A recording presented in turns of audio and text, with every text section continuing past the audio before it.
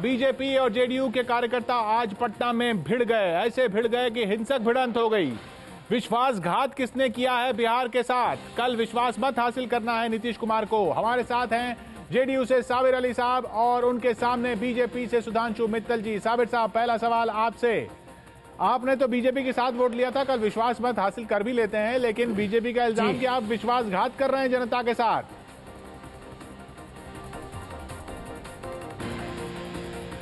बिल्कुल नहीं। मैं दो बात कहूं और बहुत लंबा प्रवचन नहीं दूंगा, क्योंकि दूसरे लोगों की बहुत आदत है लंबा प्रवचन देने की। मैं नहीं दूंगा, मैं सिर्फ टू द पॉइंट बोलूंगा कि 1.5 साल पहले बीजेपी के राष्ट्रीय अध्यक्ष जी उन्होंने आश्वासन ऐसा दिया, क्योंकि हम ये लोग 2005 से अपनी बात को कह रहे थे कि आने वाला लड़ाई कैसे इंसान के बागडोर में हाथ में जाना चाहिए, बागडोर लड़ाई लड़ने की। लड़ाई तो 2014 में। मैं अपनी उस मुद्दे पे आ जाता हूं जो आपने बात कही। मैं ये कहूं कि उनके राष्ट्रीय अध्यक्ष ने 1.5 साल पहले ऐसे शब्द से आश्वासन दिया कि आप बेफिक्र रहें, हम लोग किसी कीमत पर नरेंद्र मोदी को दिल्ली के गलियारे में भी भटकने नहीं देंगे। ये शब्द था।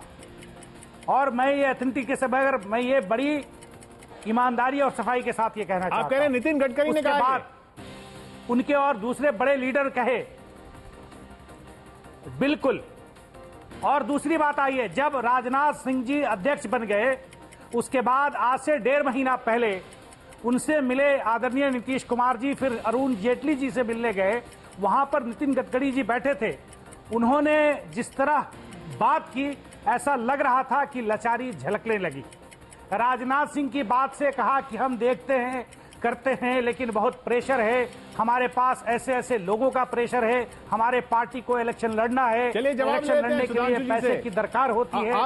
एक चेहरा है, आपके पौने 2 मिनट जी जी, आपको पौने 2 मिनट बाकी है, मैं आपको बचा के रखना चाहूंगा। 3 मिनट अभी पूरे बचे हुए हैं। जी सुधांशु जी, इसलिए मैं ये कहूं कि विश्वासघात उन लोगों ने किया, हमने नहीं किया। हम लोगों ने 8 साल पहले से अपनी लकीर खींच दी थी, अपनी बाउंड्री बना दिया था, अपने बात को बड़ी साफगोई से आप कहते रहे। आपके 1.5 मिनट बाकी, 1.5 मिनट बाकी कि हम क्या चाहते हैं। सुधांशु जी आपके पास हमने कोई धोखा नहीं किया। साबिर साहब की बात सुनिए आपने, कुछ और आपके अध्यक्ष ने साफ बोला था दिल्ली के गलियारे में नहीं भटकने देंगे नरेंद्र मोदी को। इसी वजह से वो साथ बने हुए थे आपके।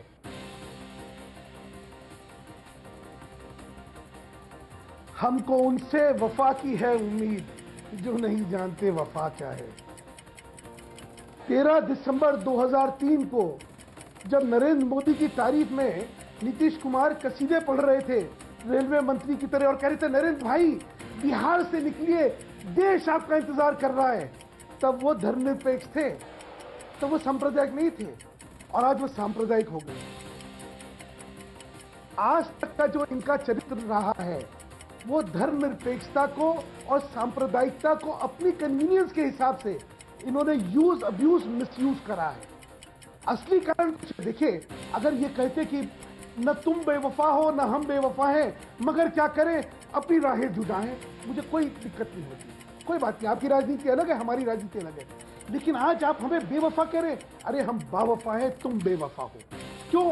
आपका सारा कथन जो है झूठा है। अभी ये जो साबिर अली साहब कह रहे हैं कि ये हुआ, अरे साबिर अली साहब, एक एक चीज उठा के अगर मैं बताने लगूंगा तो शायद आप लोगों को अपना बचाव करना मुश्किल पड़ जाएगा। आपने अभी कल मैं बड़ा दुख से देख रहा था, नीतीश कुमार जी ने कहा यहाँ पे बुजुर्गों की इज्जत नहीं होती है। अरे इनके बुजुर्ग तो थे जॉर्ज फर्नांडिस साहब। मैंने हाथ पकड़ के चलाया था। कल इनसे कहा, क्या करा, आज भी इन्होंने क्या कहा, इन्होंने उनसे कहा, इन्होंने उनसे कहा, सुधांशु जी आप 4 घंटे का समय लीजिए और जिस टेलीविजन पे आप बात कर लीजिए, चूंकि आपके पास हर चीज का इतना है कि आप हर चीज अरेंज कर सकते हैं, मैं जानता हूं। 4 घंटा और आप कहिए कि उस देश को पूरा लोग देखे।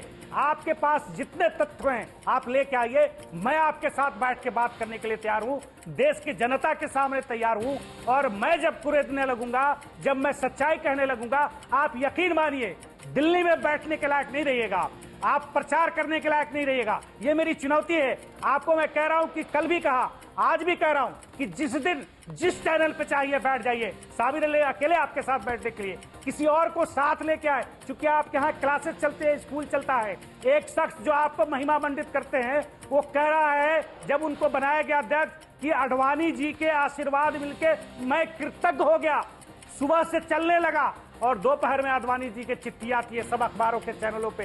क्या देखता है, क्या लिखा हुआ है कि अब नहीं चल सकता, डिक्टेटरशिप नहीं चल सकती। 20 सेकंड बाकी हैं आपके, 20 सेकंड बाकी हैं। साबिर साहब रोकना चाहूंगा आपके 20 सेकंड, जवाब दीजिए। सुधांशु आडवाणी जी के घर के सामने प्रदर्शन आपने करवाया, ये मैंने नहीं करवाया। इसलिए जब परिपक्ष, जब ये बात खुलेगी, साबिर साहब आपके 20 सेकंड बचाना चाह रहा हूं मैं। जी सुधांशु जी जवाब दीजिए। वो सामने दिखाई देने लगे। साबिर अली साहब नए नए जनता दल यू में आए हैं। 2011 तक तो ये क्या कहते हैं रामविलास पासवान जी के साथ। आपको नहीं पता है, यही बात है, नहीं पता आपको। आप लोग सबका पूरा खाता लेके वही बैठ जाते हैं ना। अच्छा एक नहीं मालूम है। अब देखिए आधा खाता सुधांशु जी जवाब ले लेते हैं, जवाब ले लेते हैं, जवाब ले लेते हैं सुधांशु जी। 1996 से आपको नहीं पता। फिर एक मिनट सुधांशु जी, जी जी आपका जवाब। आधा बात आप साबिर साहब एक मिनट, साबिर साहब अफसोस इश्यूज पर देखिए घड़ी हमने दोनों की रोक दी है। सुधांशु जी का जवाब लेना चाहेंगे, उनके 1 मिनट 13 सेकंड बचे हुए। जी सुधांशु जी।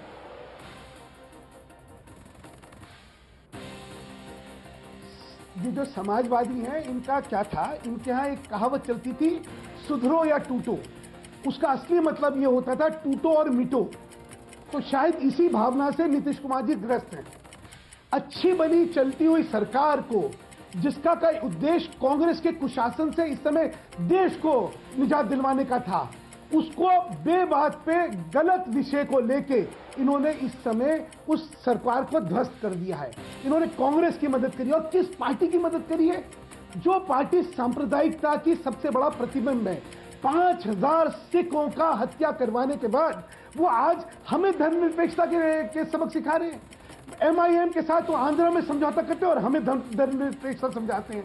वो मुस्लिम, वो क्रिश्चियन कांग्रेस के साथ वो देखिए सुधांशु जी, कांग्रेस का कोई जवाब देने वाला नहीं है। आप चलिए, आपने प्रधानमंत्री जी को देखा होगा। सुनिए, हाँ मैं इसीलिए साबिर अली साहब से कहना चाहता हूं, नीतीश कुमार जी ने जो करा ये विश्वासघात करा। इन्होंने जो करा बेवफाई करी और गलत बहाना इतने वक्त से इनको जानते हैं तो ये आवाम को दिख रहा है कि ये ऐसे हैं। सुधांशु जी इतने साल आप इनके साथ रहे, तब तो कुछ नहीं कह रहे थे। ऐसा जी 17 साल तक, आज तक इन्होंने अपना चेहरा इस तरह नहीं दिखाया था कि इस तरह बेवफाई करेंगे। हमने कुछ नहीं करा, हमने हर जुल्म इनका सहा, हर सितम इनका सहा। लेकिन देखिए इन्होंने क्या करा, झूठे इल्जाम। अरे जाते तो जाते जी, वक्त खत्म होता हुआ आपका सुधांशु जी। 19 सेकंड बाकी आपके पास साबिर साहब जवाब देने के लिए, सिर्फ 19 सेकंड आखिरी आपके पास साबिर साहब जवाब देने के लिए। सुधांशु जी का वक्त खत्म हो चुका है। मैं सिर्फ ये कह रहा हूं कि इनके पास, इनके जो वरिष्ठ नेता एक बार कॉमन एजेंडा बनाकर साथ आए थे, वही काल कोठरी में बंद कर दिया, दरवाजे बंद करके इतना बड़ा नमो नमाय का ताला लगा दिया गया। अब इनके कहीं किसी की बात नहीं चलने वाली थी। जब उन्हीं की बात नहीं चलने वाली थी तो हमारा बात कौन सुनता? हमारा जो रास्ता था, इसलिए उस रास्ते पर वो जिस आदमी को सामने रखा वो रास्ता खत्म होता हुआ यहाँ पर बहस का। साबिर साहब अफसोस, साबिर साहब, सुधांशु जी इजाजत लेनी पड़ेगी मुझे आपसे। दोनों से बहुत बहुत शुक्रिया आपका हमारे साथ जुड़ने के लिए। लेकिन देख रहे हैं आप इस तरह से लड़ रहे हैं। आपने देखा आज कैसे पटना में सड़क पर भिड़ंत हो गई कार्यकर्ताओं की।